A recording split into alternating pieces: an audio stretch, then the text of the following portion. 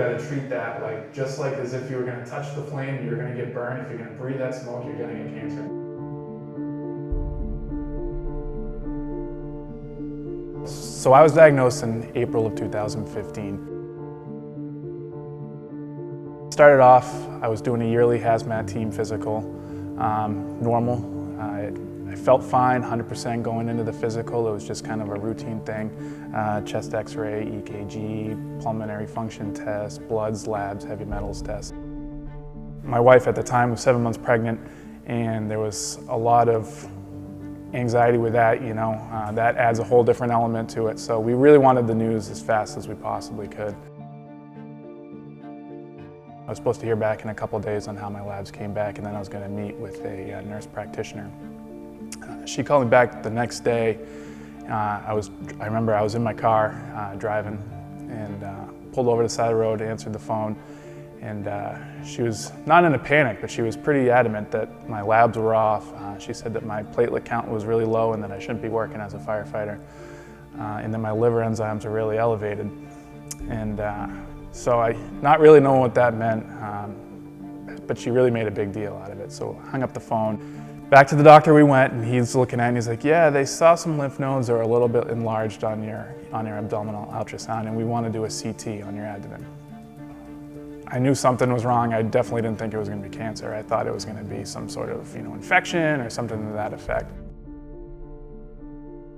It was like a few days after that, I got my blood drawn, met with the doctor, the oncologist, and pretty much as soon as she walked in the door, she's like, you have lymphoma.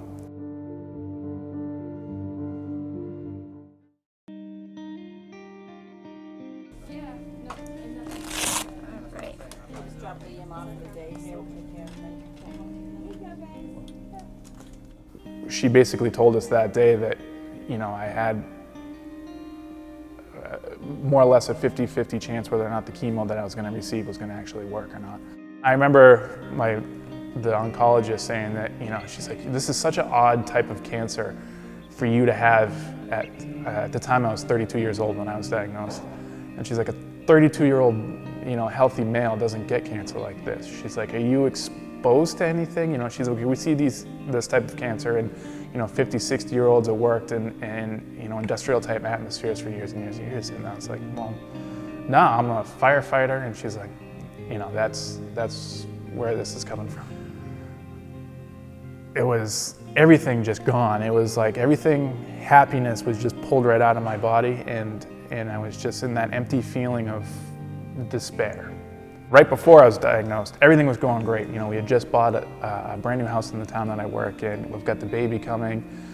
Life is perfect. I've got the job that I love. I love going to work every day. I love the guys I work with. And then all of a sudden, in a matter of a week,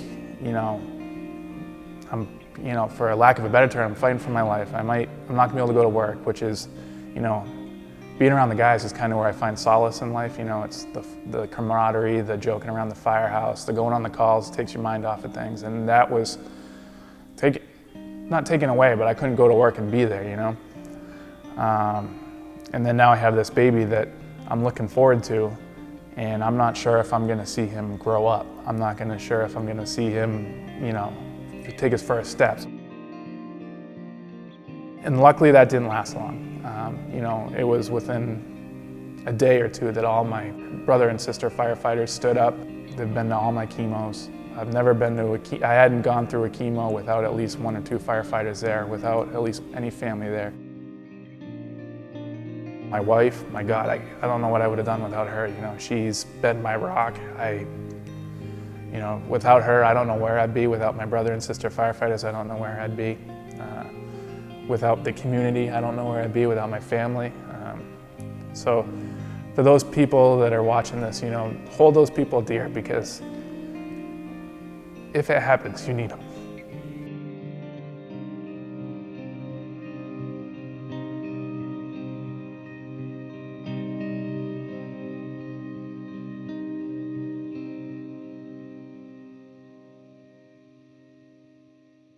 Liam was born on June 24th.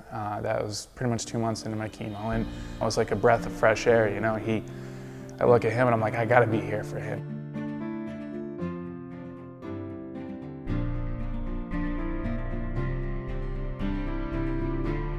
everything started going in my direction. We found that the chemo was working. And so now I look at him and I look at everything in a more positive light than I had initially. His name is Liam, and at the time we picked his name because we liked it, and then we looked into it, and his name means warrior protector. And that's how we look at him now, he's my warrior protector.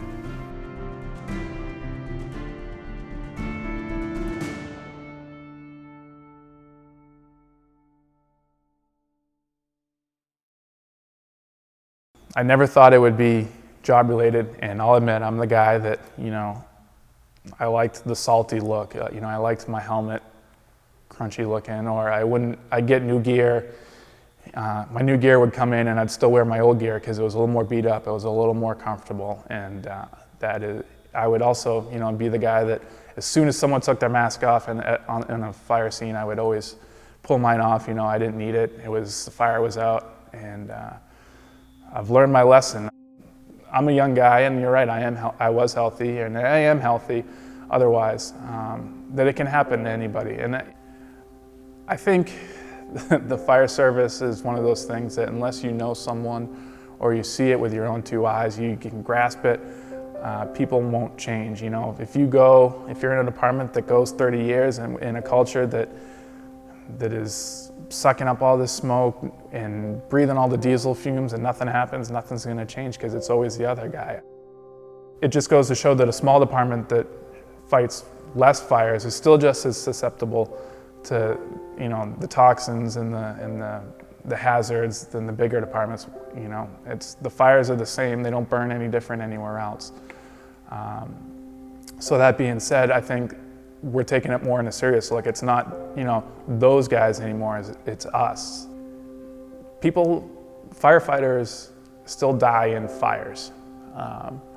They happen. Vehicle accidents with their apparatus happen.